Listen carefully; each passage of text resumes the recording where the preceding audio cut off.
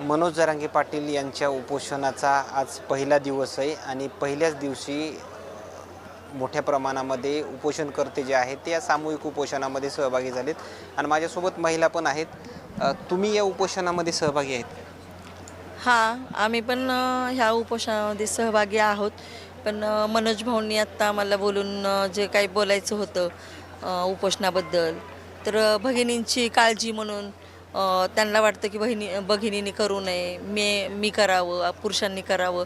तर एवढ्या ह्याच्यातून अजून मनोज भाऊंचा एक अजून आमच्या भगिनीबद्दलचा आदर, सन्मान याच्यातून दिसतो.